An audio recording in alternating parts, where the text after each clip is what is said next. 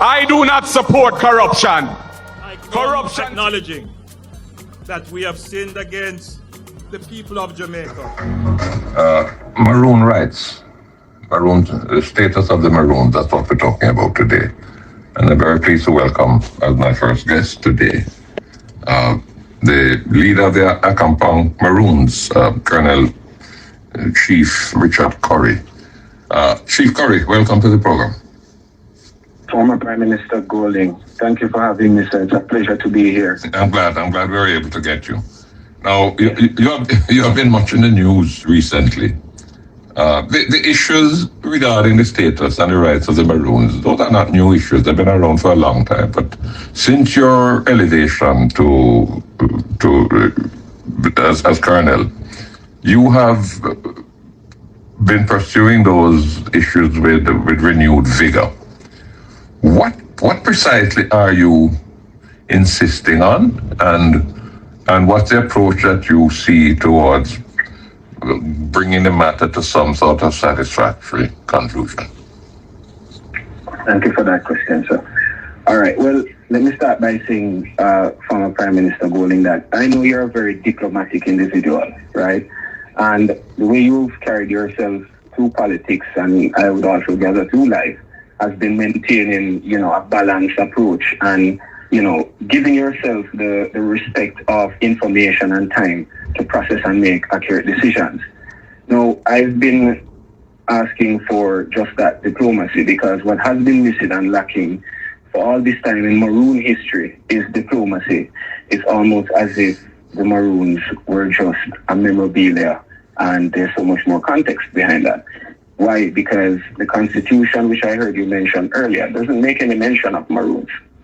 However, there's a clause that is inserted in the Constitution, Clause 4, which speaks to previous engagements and obligations, which would have been obligations of the British, which would have now passed to the government of Jamaica. That's, to us, is saying this treaty and this document that we have here is still being regarded and should be attended to. So diplomacy is the answer. Yeah, well, I appreciate that. I appreciate the way in which you have framed that. Now, one of the things, and I'm not even so much making a suggestion, I'm just seeking to engage a discussion.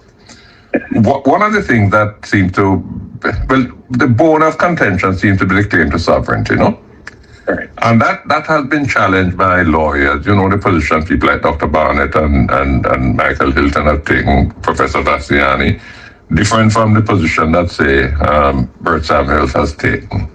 But the Prime Minister, in his response to the position you have taken, was quite defiant.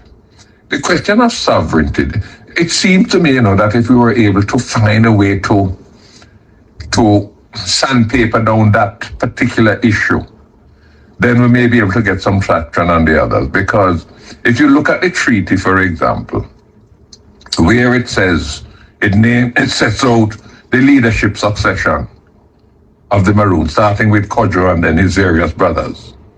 And it goes on to say that after the last brother dead, is the governor that will appoint the chief. That can't be sovereignty. If the treaty itself is giving the white man the power to decide who is to be the leader of the Maroons. Right. All right. So let me explain that.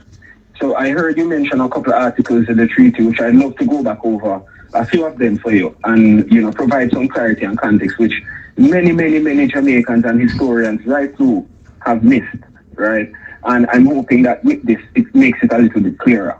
So let me go through that clause you're talking, clause 15, right?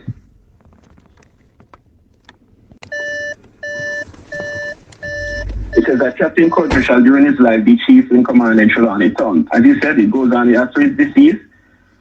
His brother Accompong, after his decease, his brother Johnny, and then Kofi, who shall be succeeded by Kwako. And after their demise, the governor or commander-in-chief for the time being shall appoint from time to time who he thinks fit for that command, meaning the command of the militia that would join the British to defend the island in the event that there was an attack. It is a total separate thing from saying they have the right to choose who the chief man is. The chief man is a separate individual and identity from the commander, who is the commander that takes battalion to join the British in force to defend the land. Yeah, but, So that's the clarity. well, you and I are going to disagree on that, because my argument would be that question of commander-in-chief only applies if the island is engaged in some kind of war. But if you're not engaged in some kind of war, it's the governor, the king's houseman, the one who was living in Spanish Town. Right. That was the one who was going to appoint the leader of the Maroons. That is not sovereignty. No, I mean, you do have your right to differ in the opinion, but it's clear in terms of what it is saying. The Maroons were to join the British to defend the island in the event of an attack. We were talking about a time of war. Now, we arrived at this document to facilitate commerce and trade. You said it yourself. The plantations were suffering, the sugar itself was suffering, of which most of the British wealth in that time was dependent on. Colonel, I don't want us to sort of get stuck on this point, because there's some other important issues that I'm sure you want to discuss and I want to discuss too. But on this point, if you are correct, then that clause 15 couldn't stop there. It would have to say, after the last Kodjo brother dead, this is how the leadership of the Maroons will thereafter be determined. It never say anything like that. It don't say that the Maroons will elect their own leader. No, but that wasn't a part of what this treaty is about. This treaty is about two separate entities agreeing at cessation of war first, and then two, how they then both operate within this land and defend it in the event of an invasion or some other nation that is rising from within the land. That is exactly what this document is. All right, discuss with me now. Let us say that we were able to kind of tone down the rhetoric, you know? Yes. We get into a sort of civil discussion. Right. Let us say that the government were to decide, look, the Maroons are part of our history. And therefore, you know, there's no point in, after 300 years, now getting into a fight with them. So let us set up a structure, a framework. Let us appoint a team, and they're going to sit down with the Maroons, and they're going to iron out these issues and see if we can come to some sort of position where everybody would be happy. If that kind of scenario were to emerge, a couple of questions I want to put to you. One, is there unanimity among the various Maroon communities as to what that new relationship with the Jamaican state would look like? That's one. Two,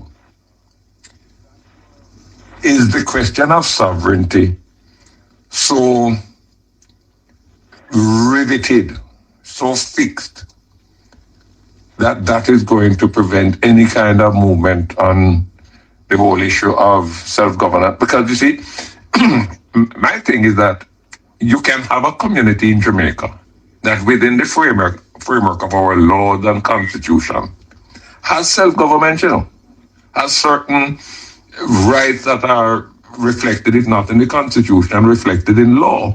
And Parliament could meet next week and pass a law to that effect. But we're going to have to get over this business of sovereignty. So the question I ask you, former Prime Minister, respectfully, what about the land? No. I have no difficulty with the land, you know. I have no difficulty with the land. Let me tell you how the only question as far as I'm concerned with the land is a couple of things. One,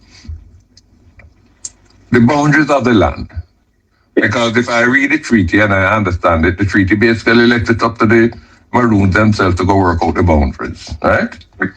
So, but that too, I believe, is a situation where, you know, reasonable people can sit down, get some surveyors, track out the land, see exactly, and in that respect, Colonel, you will have to also recognize what has been the practice over many, many years, right? So if you find a little piece of land that don't really fit into the 1,500 acres, but then that is land that have been an integral part of the Maroon community, don't quarrel over that, man. Just straighten that out, right? So I don't have a difficulty with that. The only concern I have about the land is And I'd love you to talk to me on it. How do you reconcile it with the laws relating to titling and so on? For example, the land belongs to the Maroons, but is that collectively or is that individually? In other words, you are a Maroon. Do you have your own piece of land in the community? Or is it community land that you occupy? I don't know. All right. Let me help you now. All right. So quite a few things you touched on there. So I hope I can retract, I can go back to and answer each properly. Yeah, now, sure. First and foremost, let's start out with the land. The land is owned communally. You live on the land that it would have essentially been passed down to your family line. You occupy that space until you so desire not to anymore, or any of your successors choose not to occupy anymore. It reverts to the state.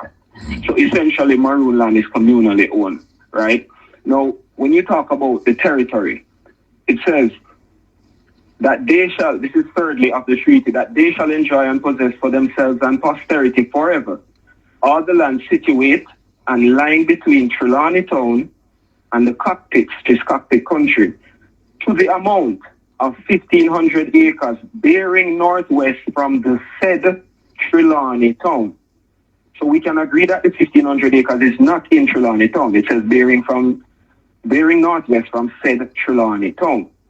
So the arguments of Maroons controlling 1,500 acres is totally debunked if you actually take time to read what this document here is saying. But it says 1,500, Colonel man. No, hold on. It says 1,500. No, you're correct. It says 1,500, but let me read it again. If we know what Trelawney Town looked like, not Trelawney the parish, Trelawney Town was a precinct itself, right? Which included Accompong, Flagstaff, Land of Look Behind, all of those districts would have been part of Trelawney Town.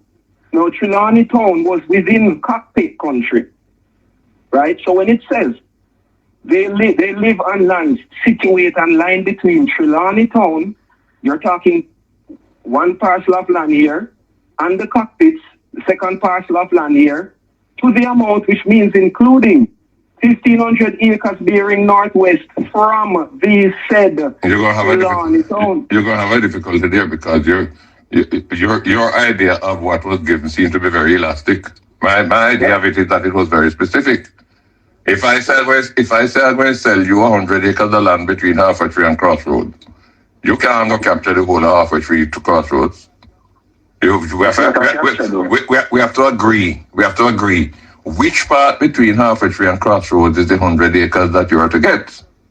Okay. So we get on the ground, and you may say, well, I've been occupying this piece of Halfway Tree to Crossroads for 100 years, so this must be in it. So we say, all right, this must be in it. Make us see how the 100 going to line up. No? Follow me. With all all right.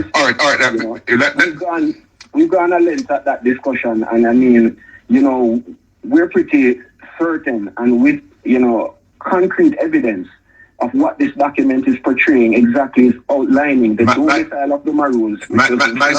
My suggestion to you, and I'm being presumptuous, because you know more about the Maroon history than I will ever live to learn. But my suggestion to you, presumptuous as it is, you can't ride the horse two ways, right? If you are holding up the treaty and say, listen, this is what the treaty says. It says we shall have control in posterity. It says this is what we shall do. This is the rights that the treaty give us. And then when the treaty says 1,500 acres, they say, no, it's not really 1,500, it's enough more than that. You're going to run into some trouble. But is that running into trouble, sir, for articulating the document that my ancestors have handed down to us? Is that correct to judge me for being able to identify and interpret that document that my ancestors had left? This document is very clear. I mean, the problem is that we've encountered in the last year in Jamaica particularly is the level of, I don't want to make it seem as if I'm being disrespectful, but I'm being frank, is that the competence as it relates to international law and treaty law is not really there. And then we have many persons who have had their input. They haven't taken time out to understand other interpretations and readings. We have documents, right, to support this thing, to make us not sound crazy. but people still come off making us seem like we're crazy and we're talking something that doesn't exist. How do you? The fact is, let me tell you, in 1962, what has happened when Jamaica approached the Queen for independence, a big void was left in that the Maroons weren't informed, the Maroons weren't contacted, and that was evident in findings that we've come across in direct mails and letters from members of Parliament and House of Commons asking of Bustamante in his arrival, what is the position of the Maroons now and what is their status likely to be after? He went on further after Bustamante left in another writing to say, did not the good man hear my questions? I will make a note.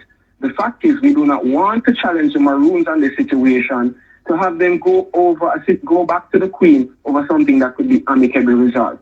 Now Jamaica is at a point where did those members of the British House of Commons, yes, did they raise those considerations in 1944 when a new constitution was delivered? Did they raise it with Lord Moyne, who came here to lay the groundwork for that new constitution, or was it only raised in 62?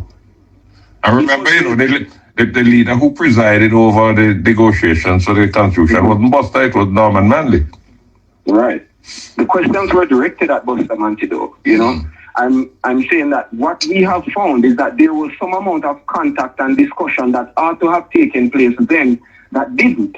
It was important enough for it to be put on the file, right? That this was an objection and that is to be noted because it would be source for future contention. Where are we today? We are in a serious contention because, again, we're at a point of Jamaica moving to a republic status, which is great. We are for that. But what does it then mean? Because up until this date, there has been no attention paid respectfully to this document and what it stands for. We've had the British High Commissioner come here 2 times, back to back.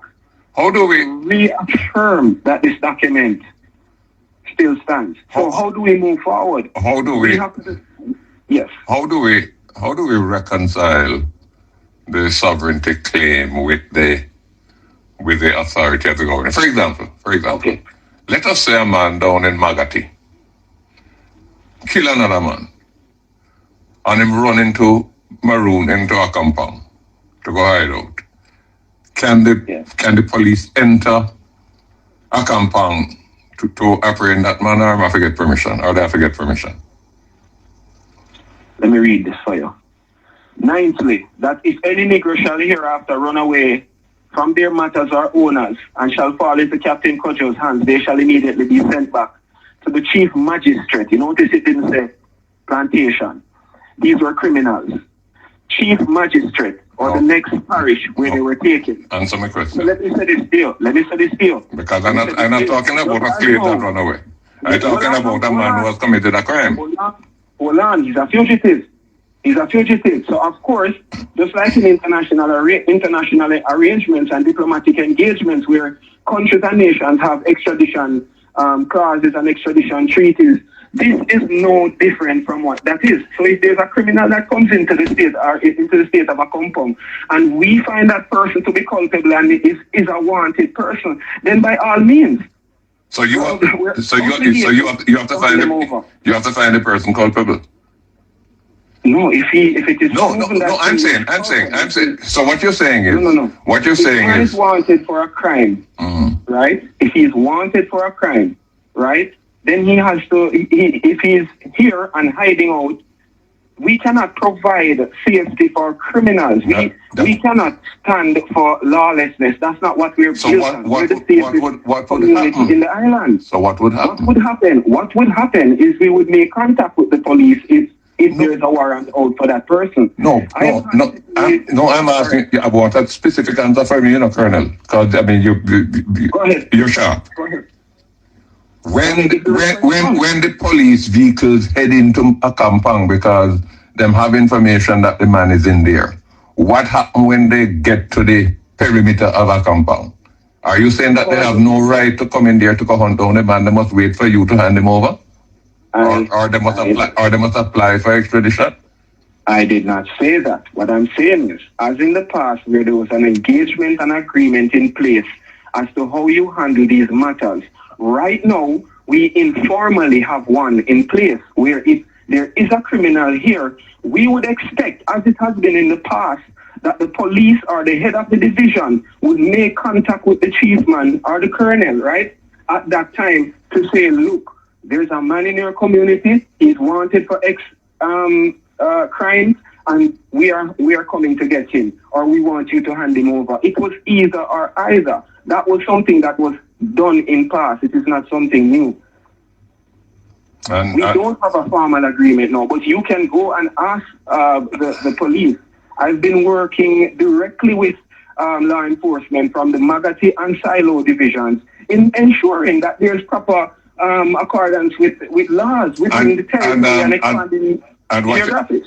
And what you're saying is that that protocol must be formalized.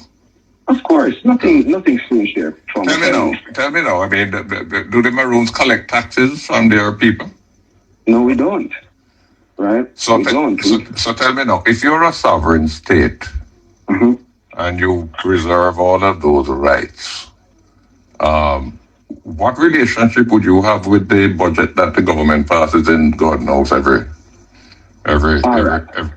April? All right. Look at it this way. All right. Since the claim is that the Jamaican, what we're saying is that Maroons are Jamaican, right? We have Jamaican instruments, passports, IDs, and Maroons vote in the elections. But when we turn and look in the communities, the Maroon communities, not just Accompong, look at all the Maroon communities. What is really being done, right? We're being used and propped up for votes for political reasons. We have no water in our community, former Prime Minister. We provide 40% of Jamaica's fresh water. We have no running water, and we're praised and highlighted every year. Fine. And I'm not.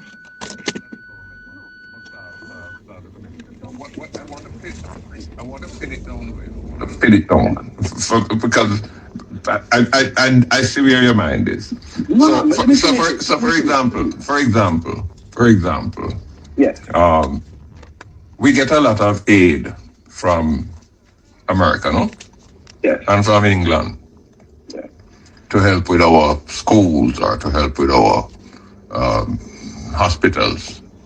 So in a sense, what you're saying is that the sovereign Accompong, what would be expected? The Jamaica government, same way like how America gives Jamaica aid. We're a sovereign country, they're a sovereign country. That the Jamaican government would provide aid. It's not an entitlement, because we can't compel America to give us nothing. But we say to them, boy, we need help, and they help us. Is that the position that you're putting Accompong in? It's not an entitlement. Yes. But it's an expectation. Listen, I humbly submit that forever what we've been looking for is understanding what this relationship is on paper, because it doesn't exist. The fact is, we have been operating in a very grey space, which has caused a lot of contention and problems. The situation with the police last year, one example. Police really don't know how to operate when they come into the space or interact with the colonel and his administration. Now, it's a similar thing in the U.S., as you mentioned earlier, where the U.S. government has certain recognition of tribal nations and their rights and privileges and their lands. I want you to do a little research for me. I know you like to do researches as well. There's a document called Concurrent Resolution 331, right, which relates to how the Indian rights were brought into constitutional effect in the United States, which galvanized the relationship that we build today. Now, is it perfect? No, it might not be perfect. But guess what? There are nations of people out there living in their autonomous regions and realizing in their true potential, their tribal realities as indigenous and First Nation peoples. Now, you said Kinda, which is Hebrew Ashanti, for one family. This is the recognition that there's a separateness on the island, but together we are one family. Now, without the recognition of that separateness, Honorable Prime Minister, there cannot be unity amongst the people. Out of many, one people. Tell me, I'm sure you're familiar with the arrangements involving the Kalinagos in Dominica. Yes. Very much. Would that be a kind of template for the Maroons in Jamaica, or that would not be appropriate? Well, I think what needs to happen, to be honest, as I said, is dialogue, because there's no template that is perfect. It will all boil down to circumstances, because we have very peculiar circumstances, sir, which it relates to the development of our state and the people who are here who are really suffering and need help. Now, on top of that, the wider Jamaica needs assistance from an economic standpoint, a commercial standpoint, that we have potential capabilities and resources that could help be an enabler or a facilitator to such development. We do not want to challenge the government. We do not want to overthrow the government. That is not our assertion. I want to remind every well-thinking Jamaican, the arguments are sore, but the intentions are pure. Believe me, right. What we are talking for is legacy business. A lot of people don't understand this culture, this history, and this document. Colonel, I'm in trouble because I'm out of time, but there's one question I have to get in before we go. Sure. Do you perceive that each of the Maroon communities, is it 4 or 5 we have? The numbers keep jumping around. All right. So there's Flagstaff, which is whatever. Right. Would each of them be separately sovereign, or would there be one sovereign Maroon state that incorporates all of them? Listen, let's forget the word sovereign for now. All right, that is a sore contention for everybody. Let's talk about the inclusion of the Maroon communities in the state welfare. We are elected to lead in our respective districts and territories. I'm out of time. It's 12 o'clock. I'm out of time. Sorry. We're going to have to run. We might be able to come back to this some other time. We'll be in touch with you. Thank you so very much. Thank you. That's Colonel Richard Currie, the leader of the Accompong Maroon. That's what we're talking about today. Maroon status, Maroon relationships, the constitutionality, all of the issues when we come back after this.